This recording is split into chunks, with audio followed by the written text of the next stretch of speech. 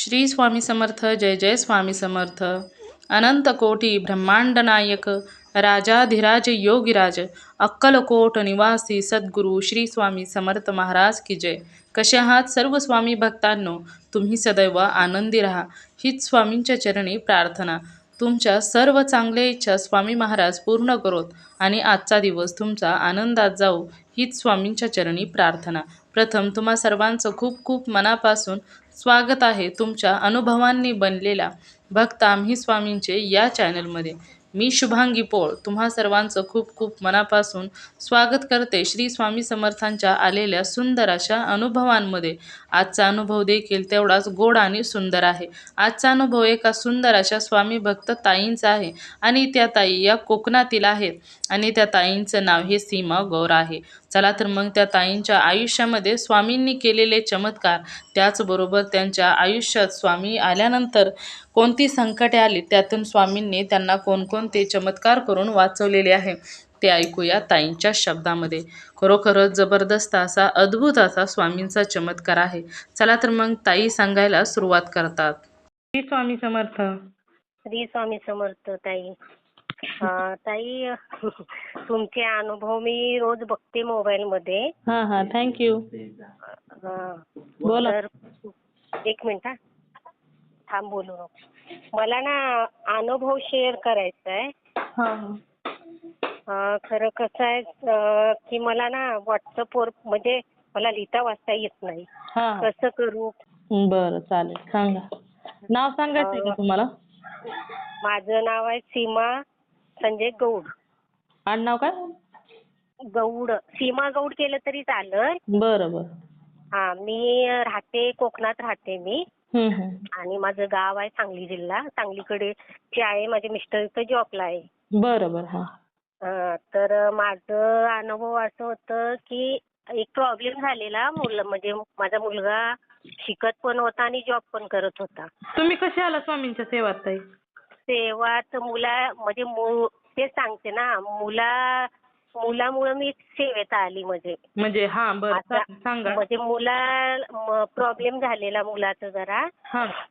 तर आम्ही असंच मुंबईला गेलेलो. माझा पुतण्या एक राहतो मुंबईला. मुंबईला कसं पोलीस मध्येच आहे तो. तर असंच आम्ही गेलेलो. तर ते असं बोलता बोलता सूनबाई म्हणायला लागली की काकी आपलं स्वामींचं म्हणजे ते सेवेत ती स्वतः आहे ना सेवेत. तर ती म्हणायला लागली काकी स्वामींच्या सेवेत या तुम्ही. असं भरपूर जणांना म्हणजे आपण कुठला तरी गुरु आपला जो असतो ना, आपल्याला मन शांत पाहिजे इथं सगळं त्याच्यात आहे म्हणायला लागली ती. तुम्ही या म्हणायला. म्हणलं कसं काय करायचं का, म्हणजे मला एवढं काय माहिती नव्हतं. तर म्हणे काय नाही स्वामी समर्थ तुम्हाला जप येतो. आता मी जप तुम्हाला सांगेन तसं जप करायचा. तुमच्यानी काय सेवा तुम्हाला करायची आहे ना तसं म्हणजे मी तुम्हाला जशी आता मोबाईल मध्ये पण येऊ शकतात ना सेवा कशी करायची आपल्याला काय सोपी. तुम्हाला लिहायला वाचायला नाही जमत ना, तुम्ही जप बी केला तरी चालेल. तर म्हणलं ठीक आहे, म्हणलं चालेल, म्हणलं करते म्हणलं मी. तर त्यावेळीपासून म्हणजे मला वाटतंय 19 ला का 2019 ला का काय मला वाटतं मी जोडले वाटतं. बरं बरं. 21 ला जोडले मी. तर मग तिथपासून मी स्वामींच्यावर माझा पूर्ण म्हणजे अगदीच म्हणजे असं वाटतं की मला अक्कलकोटला जायचं आहे. खरं मला म्हणजे स्वामी आता म्हणतात ना कधी बोलवणं स्वामींचं येईल तेव्हाच जातात म्हणून. हो. अक्कलकोटला जाण्यासाठी स्वामींनी बोलवावं लागतं ताई. तेच झालंय ना. तर मग मी म्हणलं की आता नाही, सेवा मी चालू केली. मग मी स्वामींची मग थोड्या दिवसांनी मूर्ती बी आणली. तर मग तिला विचारलं की अभिषेक वगैरे काय म्हणजे कसं काय. तर काय नाही, कोण म्हणायचे ना की स्वामींना वेगळं ठेवायचं, देवाऱ्यात नाही ठेवायचं, असं नाही तसं नाही. म्हणलं आता स्वामींचं काय करायचं. मग दुसऱ्या एक मैत्रीण आहे माझी, ती पण स्वामी भक्तच आहे. मग तिला विचारलं, म्हणलं असं असं काय करू. तर काय नाही म्हणाले, दत्त ते काय म्हणली स्वामींची मूर्ती देवाऱ्यामध्येच ठेवायची. देवारा आपला देवाचा आहे तिथं ठेवायची, असं वेगळ्या ठिकाणी असं काय नाही म्हणायला लागले. नॉनव्हेज वगैरे जर नॉनव्हेज तू खात असेल तर तू सेवा नाही करायची. जर तू सकाळची जर देवपूजा केली, सेवा केली ना तरी चालते, नंतर तू खाल्लं तरी चालेल. हा खरं ती खाऊन नाही करायची हा हा अशी बोलली. तर म्हणलं ठीक आहे. मग मी स्वामींची सेवा करत होती अशी. आणि परत 2023 ला का काय असा प्रॉब्लेम झाला माझा. म्हणजे स्वामींनी काय परीक्षाच बघितली म्हणजे सांगायचं असं. बरं तर त्यांनी सुरमाईंनी मला सांगितलेले का की लगेच तू म्हणजे तू सेवा करशील, खरं असं नाही, स्वामी परीक्षा बघतात, मग त्याच्यावेळी तुला स्वामींना पकडायचं आहे का सोडायचं ही तुझ्यावर आहे म्हणायला लागल्या. हो हो. परीक्षा तर तुझी घेणारच ते. हा तर म्हणलं ठीक आहे, काही हो म्हणलं, आता काय मी स्वामींना सोडणार नाही, माझी किती बी परीक्षा असू दे. हा. त्यावेळी 2025 ला असा प्रॉब्लेम झाला, म्हणजे एवढी अडचण आली मला. हा. 2020 ला का काय माझ्या मिस्टरांचं ऑपरेशन झालेलं मोठा पायाचा. काय तर त्यावेळी त्यांना ना ते पायाचं म्हणजे खूप असतो ना आपला, खुब्याच्या इथं असं म्हणजे तो रॉड टाकलेला आहे त्यांचा आता म्हणजे. हा हा हा. तर त्याला झाले आता 5-6 वर्ष झाले असते मला वाटतं. मग रॉड त्यावेळी काय सांगितलं, म्हणजे कशासाठी रॉड टाकला होता? म्हणजे काय प्रॉब्लेम? म्हणजे प्रॉब्लेम खुबा जो असतो आपला, तो जॉईंट एक असतो असा आकडा असा गोल, हा त्याला का नाही ते म्हणजे हाडालाच काहीतरी त्यांना म्हणजे हे झालेलं हा हा आपल्या खुब्याच्या इथं. हा तर त्या पायाने त्यांना चालायला जमतच नव्हतं. असेल भरपूर मी हॉस्पिटल केले, परत त्यांना ऑपरेशन करायचं नव्हतं. ते म्हणायचे ऑपरेशन केलं की मी जागेवर बसेन, एवढी म्हणजे त्यांची अवस्था झालेली. बाप तर आम्ही जबरदस्ती ऑपरेशन केलं. मग त्याला झाले 5-6 वर्षे. बर आणि मी मुलीला आणलेली डिलिव्हरीला, हा बारक्या मुलीला डिलिव्हरीला आणलेली. मग डिलिव्हरीला आणलेली तर त्याच्यानंतर काय झालं, मुलगीचा 9वा महिना चालू होता. हा आणि मिस्टरांना अचानकच टॉयलेटला जाऊन आले, नुसतंच खाली असे वाकले ना, हा. तर तो सटकला. अरे तो आपली चैन म्हणजे चैन जी असते ना एकात एक अशी अडकलेली असते ना, तशा प्रकारचा तो होता. म्हणजे तो बसवलाय ना आपण असा गोल रॉड, हा तशा प्रकारचा आहे तो, असा साखळी प्रकारचा. हा. तो त्या ह्याच्यात आकड्यातनं निसटला समजा. तर ते काय झालं, पाय पूर्णच हे झालं त्यांचं एकदमच, म्हणजे त्यांना चालताच येत नाही. अरे बापरे. हा मग आता म्हणलं काय करायचं. मग शेजारी सगळ्यांना बोलवलं. मग त्यांना हॉस्पिटलला लगेच नेलं. तर डॉक्टर म्हणायला लागले काय नाही आता ऑपरेशनची, आता जर हा बसला तर ठीक आहे. त्यांनी काय म्हणजे आमच्या ह्याच्याने बघतोय कसं काय प्रयत्न करतोय, बसवतो. जर नाही बसला तर तुम्हाला ऑपरेशन करण्याशिवाय काय पर्याय नाही म्हणायला लागले. तर आम्ही म्हणलं आता काय करायचं.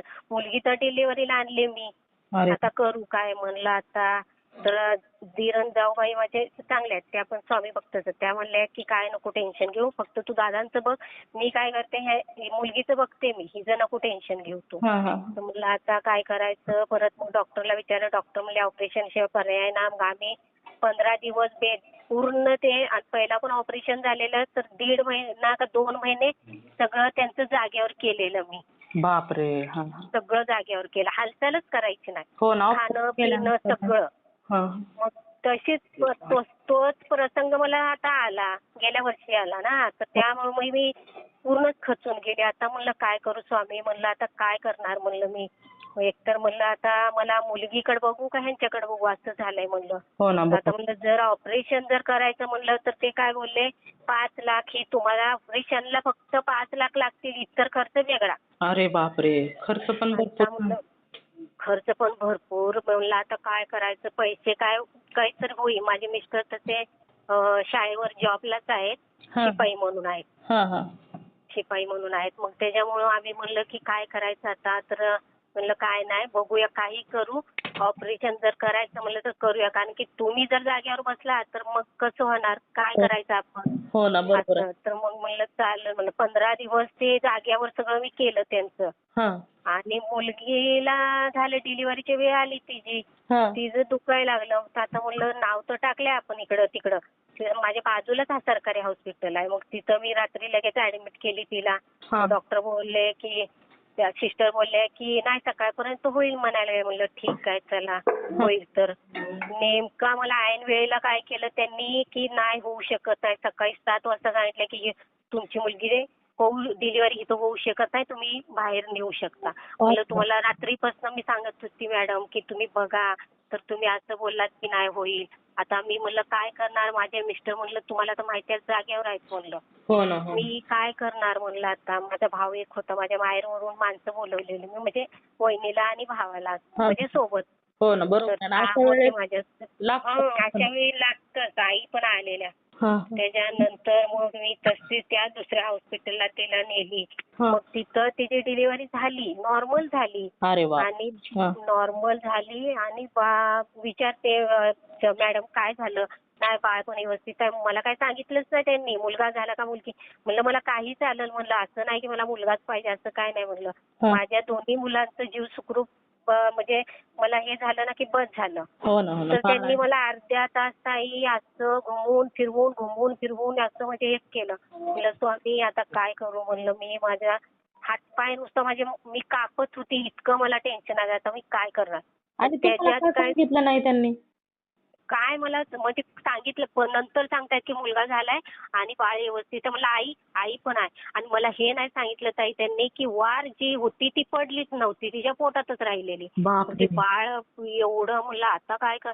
मला नंतर सांगायला लगेच ताई द्या तुम्ही दुसऱ्या हॉस्पिटलला तिला न्यायला लागल असं. तर म्हणलं नेमकं झालंय तरी काय तुम्ही सांगा ना. म्हणलं आता काय करू. तर म्हणायला असं असं झालंय. अरे बापरे. म्हणलं आता काय करणार म्हणलं मी. नाही तुम्हाला आम्ही चिठ्ठी देतो, तुम्ही त्या हॉस्पिटलला जा असं तसं. अशी पत्ता. म्हणलं काय करू. अशी कापत होती अक्षरशः ताई. मी रडायचं म्हणजे मला अक्षरशः मला सुधरत नाही. काय करू काय नाही. का म्हणलं माझं तोंड सुकलं त्यांना बोलून बोलून. परत त्यांनी केली अँब्युलन्स, त्यांनीच करून दिली. आणि मला इथून 4 तास लागतात त्या हॉस्पिटलला. मोठं हॉस्पिटल आहे, डेरवन म्हणून हॉस्पिटल आहे इथं. रत्नागिरीच्या अलीकडेच आहे म्हणजे. तिथं मग गेलो तिथं 3 तासात. आमच्या बरोबर एक डॉक्टर होता. ती वर ती म्हणतात ना पोटात राहिलेली, ती वर येऊन ये ना, जर काळजाला लागली की जगू शकत नाही ना माणूस. हो ना, बरोबर आहे. असं झालेलं. मग त्याच्यानंतर आम्ही तसंच मग हाय ती अंगावरच्या कपड्यांनीच गेली. मी म्हणलं ह्यांना म्हणलं असं असं झालंय आता काय. आता ते पण रडत बसले. आता मला हालायलाच ये नाही ना, म्हणजे काहीच करू शकत नव्हते ते. हो ना, बरोबर आहे ना. म्हणजे म्हणलं तिकडं काय त्यांचं करायचं. ऑपरेशन, तिकडं ते. इकडं असं. आणि परत मग गेलो, मग लगेच ऍडमिट केलं तिला. आणि बाळाला पण ताई ऍडमिट केलं. म्हणलं बाळाला का ऍडमिट केलं काय म्हणलं मला सांगा ना. तर म्हणायला लागले बाळाला ऍडमिट करावं लागल, बाळ पूर्ण काळं निळं पडलंय, बाळाला आईचं दूध नाही किंवा असं तसं मला बोलले ते. आणि अरे बापरे म्हणलं. म्हणजे ग्लुकोजची पावडर वगैरे देतात ना हो, मग त्यांना बाळ काळं निळं पडायचा काय संबंध आहे? ते काय मला तिथं बोललेच नाही. मला सांगितलं की नाही असं असं ते बाळ काळं निळं पडलंय आणि डोक्याला पडलं, म्हणजे पूर्ण डोक्याला वगैरे ना ते असं म्हणजे हिरवं आणि हे पडलं, म्हणजे हिरवं झालेलं तिचं डोकं बाळाचं. मला वाटतंय की ते लवकर आल्या नाही मुळे पण झालं असेल कदाचित, असं पण असेल. खरं मला ह्यांनी काय बोललेच नाही ना डॉक्टरांनी असं काय. तिथं गेल्यानंतर लगेच त्या मुलग्याला व्हेंटिलेटरवर टाकलं. अरे बापरे म्हणलं. आता म्हणलं काय करू स्वामी. म्हणलं काय माझ्यावर प्रसंग येईल म्हणलं. तर मला काय सुचना म्हणलं स्वामी. मी रडून अक्षरशः. आता मी म्हणलं काय, म्हणजे मला बोलण्याची पण असं म्हणजे काय मला सुचना नाही. कुणाला काय बोलू. मला म्हणायला लागले फटाफटा तुम्ही सह्या द्या, कागदपत्र तयार करा, हे करा ते करा. एकतर माझं शिक्षण नव्हतं. मग असे हॉस्पिटलची लोक म्हणजे आपली अशीच आलेली ते म्हणजे मदत केली त्यांनी. तर म्हणायला लागले काय नाही घाबरू नका बोलले की काहीतरी आपण ह्याच्यात हे करू, आम्ही तुम्हाला हे करू म्हणायला लागले. म्हणलं ठीक आहे म्हणलं. त्याच्यानंतर त्या बाळाला ऍडमिट केलं. हिचं लगेच मला सांगितलं की बघा जर वर म्हणजे ज्या अटकले ना ती, जर ज्या बाळ येतो त्या ठिकाणी जर ती पडली नाही ना तर तिचं सिझरिंग करावं लागेल. बापरे. ते बोलले. आता म्हणलं काही करा तर खरं माझी मुलगी आणि माझं बाळ माझ्या हातात, म्हणलं चांगलं सुखरूप पाहिजे म्हणलं. हो ना, बरोबर. ठीक आहे म्हणायला लागले. त्यांनी मग लगेच ते हे केलं. खरं ते नॉर्मलच झाली, तसं तिचं हे निघालं ते. मग तिचे मिस्टर वगैरे नव्हते का आले ताई? मिस्टर आले ना, ते मुंबईला म्हणजे मुंबईला आहे ना ते. मुंबईला होते. डिलिव्हरीच्या वेळेला कसं मी झाली म्हणून त्यांना कळवलं फक्त. नंतर हा प्रॉब्लेम झाला ना, तो मलाच सुचला नाही आता काय करू. परत मी लगेच फोन केला, म्हणलं काही करा तुम्ही असं असं हॉस्पिटलला या म्हणलं. तुम्हाला तर माहिती आहे ह्यांची तब्येत अशी अशी आहे, मी एकटी पडले, मला काहीच सुचत. मुलगा पण माझा पुण्याला राहतो, त्याला पण लगेच बोलवलं. म्हणलं काही कर बाबा, ये लवकर म्हणलं. सगळी मग आली, त्याच रात्री सगळी आली. खरं मी लगेच ऍडमिट केले ना. बाई मुलगी तर झाली, म्हणजे तिचं झालं ते व्यवस्थित. रक्त वगैरे चढवायला लागतं म्हणायला लागले, तर म्हणलं चालेल तुम्ही चढवा म्हणलं रक्त वगैरे, काही नाही म्हणलं. ती व्यवस्थित झाली. खरं बाळ व्हेंटिलेटरवर गेलं ना. म्हणलं काय, तर ते मला काय काय सांगायला लागले, तुम्ही जर 2 मिनिटं अजून जर 5 मिनिटं जर तुम्ही बाळाला आमच्यापाशी आणलं नसतं तर ती बाळ हातातनं गेलं असतं म्हणायला लागले. बापरे. अरे बापरे म्हणलं आता काय. तर काय नाही तुम्हाला आता ती व्हेंटिलेटरवर आहे आता बाळ, असं तसं.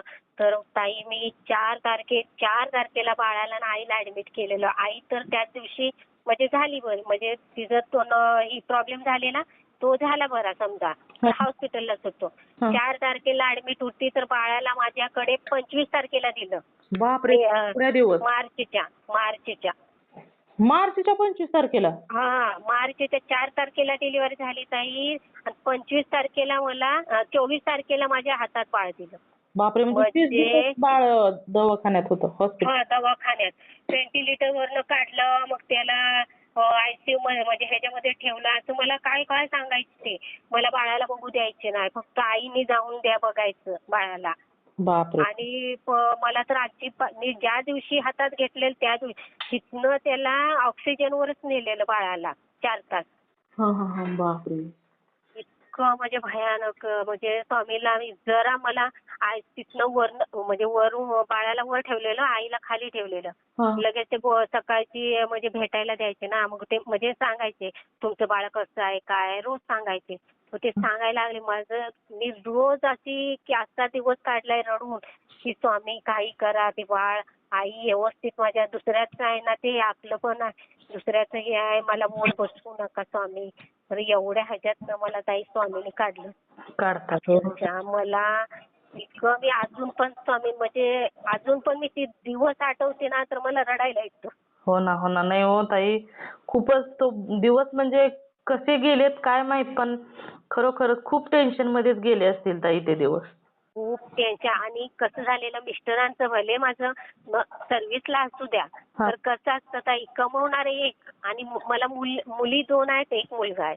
दोन्ही मुलीची म्हणजे म्हणजे त्यांचं शिक्षण करून त्यांना असं म्हणजे लग्न, दोघींचं पण लग्न झालंय. माझ्या दोघी मुली माझ्या मुंबईला राहतात. मुलगा आता लग्नाचा आहे, तो पण पुण्याला आहे, म्हणजे त्याचं इंजिनिअरिंग झालंय. तो सध्या आता हाय जॉबला हाय, एवढं काय पेमेंट नाही जास्त, खरं हाय पोटापुरता हाय.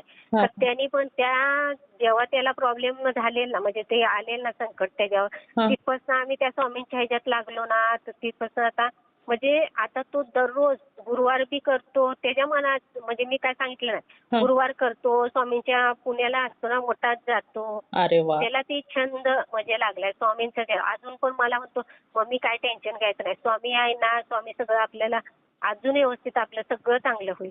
हो ना. तर स्वामीला म्हणलं, आम्ही पण म्हणलं स्वामींना सोडायचं नाही, म्हणलं काही किती प्रसंग येऊ दे, लोक काही बोलतात म्हणलं त्याच्यावर आपण हे नाही करायचं. नाही, बरोबर आहे ना ताई. तर हा माझा अनुभव म्हणजे खूप, म्हणजे मला ज्या दिवशी मी तुमचा अनुभव ऐकला ना की असं, तर माझी इच्छा झाली की आपला पण अनुभव सांगावा ताईंना. तरी नंबर लिहून घेतलेला तुमचा, आणि म्हणलं आज म्हणलं सांगतेच ताईंना. आणि अजून एक मला सेवा म्हणजे काय आहे माझी, मी म्हणजे माळ मला बरं आता मागं मी 2-3 महिने झाले एका जणांना सांगितले स्वामी भक्तच आहेत, माळ पाहिजे, तर त्यांनी मला आणून दिली. तर मी सकाळचं जप 11 माळी करते. आणि लिखित सेवा पण मी चालू केले. म्हणजे मला लिखित सेवा म्हणजे मी लिहाय वाचायला येत नाही, खरं मी ते बघून तरी मी आता मला ते जमतं लिहाय, म्हणजे असं श्री स्वामी करते मी. श्री स्वामी समर्थ मला लिहायला येतं.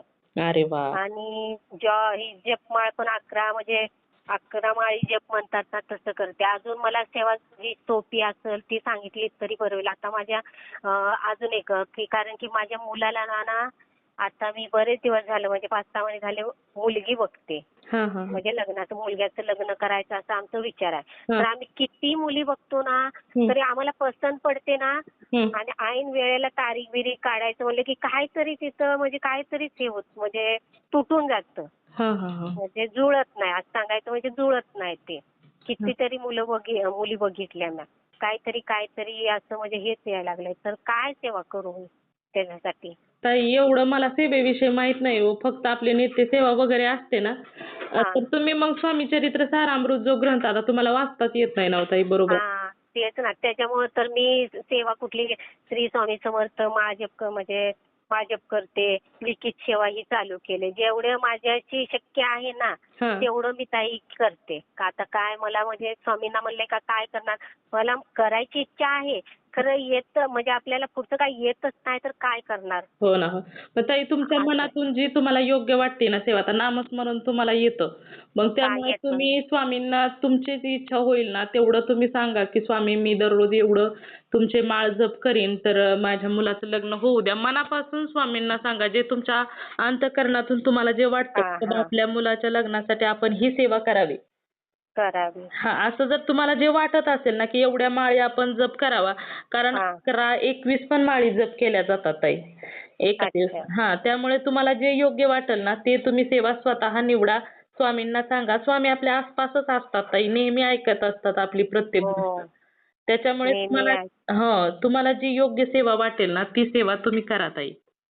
स्वामी विषय तर खूपच आहे. आता मला तर भरपूर अनुभव असं आलेलं. एक दिवशी तर काय झालेलं, हां. मुलगा माझा अचानकच म्हणायला लागला की मम्मी मी अक्कलकोटला गणपतीच्या सुट्टी लागते ना त्यावेळी कसं आम्ही गावी जातो. हां, हां. तर त्यावेळी तो म्हणाला मम्मी मला अक्कलकोटला जायचं आहे. म्हणलं जा मग तुला स्वामींचं बोलवणं आलंय तर तू जाऊन ये म्हणलं. अरे तर वाह! तो तसाच पुण्यावरनं अक्कलकोटला गेला आणि तिथं माझी इच्छा भरपूर होती की आपण मूर्ती आणायची म्हणजे ते नाही का पितळेची वगैरे असं हां. खराब होऊ शकत नाही तसं. हां, तर म्हणलं अरे एक मूर्ती आण रे आपल्याला. हां. तर ठीक आहे म्हणला मम्मी आणतो. हां. तर माझ्याकडे मी एक पहिली मूर्ती आणलेली ती अशी ह्याची होती म्हणजे आता मला सांगता येणार ती मूर्ती होती पहिली. हां. तर मी म्हणलं आता ती मूर्ती आण म्हणलं तू. तर मग एका जणाला त्या स्वामी भक्त मैत्रीण आहेत तिला विचारलं असं मूर्ती आणली. पहिली मूर्ती आता म्हणलं काय करणार काय करू मी तर म्हणायला लागली काय नाही काय कर तू जर वाहत्या पाणीत वगैरे नदी वगैरे असेल तर ती विसर्जन कर म्हणली. हां, चालतं. असं काय नाही आणि तू आणले ना ते म्हणजे हे करते म्हणजे देवाऱ्यावर ठेव म्हणली आता ती. हां. त्याचं हे आता तू जशी पहिली कशी सेवा करायची सेवा कर आणि तसं ते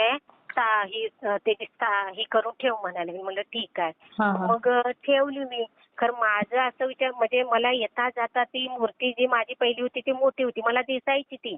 अरे येता बापरे! जाता माझं लक्ष म्हणजे माझं ध्यानच तिथं त्या देवाऱ्यात.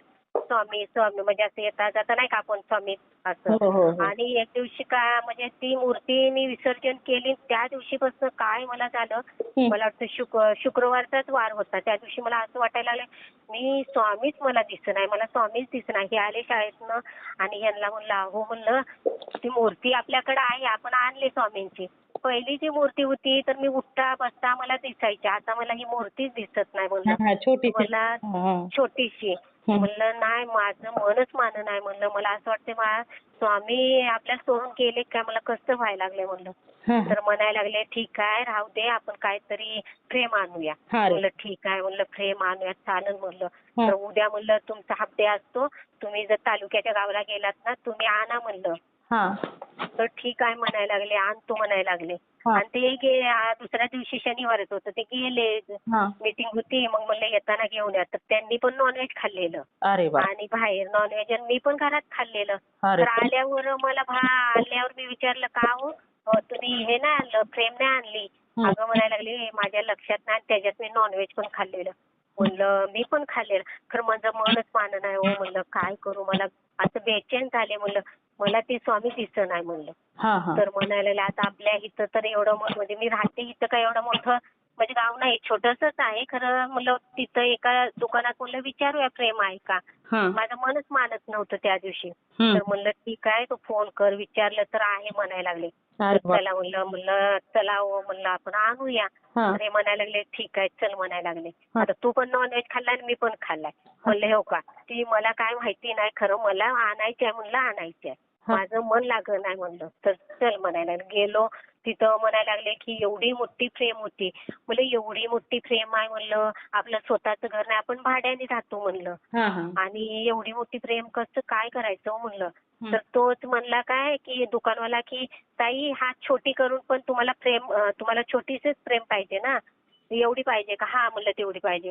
तर चालेल म्हणलं मी करून देतो म्हणलं. चला अच्छा. करून देतायत. तर म्हणलं दुसऱ्या ह्याच्याकडे म्हणलं त्यांनी बोलवलं मला की तुम्हाला फ्रेम कशी पाहिजे. आणि जी माझ्या मनात होती म्हणजे स्वामी असतात ना वरती नाही का दत्त महाराजांचं हे असतं, हा. स्वामी आणि दत्त महाराज हो, बरोबर. हा. असं. तसं माझ्या मनात एक तिथं म्हणजे म्हणजे असं मला वाटतं की तशी मला मूर्ती ही पाहिजे, फ्रेम पाहिजे. हा. त्यांनी बोलवलं आणि पण दाखवलं मला. फक्त कुठली पाहिजे ताई, मला हीच पाहिजे मला. अरे. जे माझ्या मनात होतं ना तीच मला पाहिजे होतं. अरे वा. तर बापरे म्हणलं भेटली. मग ती आणली बिनली ताई मी. हम्म. आणि हे म्हणायला लागले आता कशाला लगेच व्यवहारात ठेवते, एका साईडला ठेव. आता तू पण एक नॉनव्हेज खाल्लंय ना, हा. उद्या सकाळी अंघोळी करून देवपूजा केली की तिथं देवाऱ्यात ठेव. तर म्हणलं नाही, आता त्यांना आणून आपण असंच ठेवायचं. तर कशाला, देवार आणलाय ना तो देवाऱ्यातच ठेवायचं. अरे वा. माझं मन असं झालं. तर म्हणलं ठीक आहे म्हणलं जा काहीतरी कर तू ना, तुला काय म्हणजे भीती तुला काय वाटत नाही असं तसं ते म्हणायला लागले. म्हणजे त्यांच्या मनाचे जर काहीतरी त्यांच्या मनात आलं. हा. नॉनव्हेज खाऊन ही देवाला म्हणजे स्वामींना तिथं ठेवते, स्वामींना चालत नाही. हा हा हा. मग ते मी देवाऱ्यात ठेवले वगैरे आणि पाया पडले. मी बाथरूमला गेले. बाथरूमला गेल्याबरोबर मला अडचण आली. मला अडचण आलेलीच माहिती नाही. मी म्हणलं आता आले मी आणू म्हणलं, मला अडचण आली मी स्वामींचं एवढं. तर ते मग अजून मला बोलायला लागले तुला कळत नाही, तुला काहीच कळत नाही, तू अडाणी आहे, त्या अडाणी सारखीच राहते. म्हणजे तुला अडचण आली तुला माहिती नाही, त्या देवाला तू हात लावलास असं तसं ते बोलायला लागले मला. हा. आता म्हणलं काय करू स्वामी म्हणलं, माझ्याकडनं चूक झाली असेल मला माहिती नाही म्हणलं.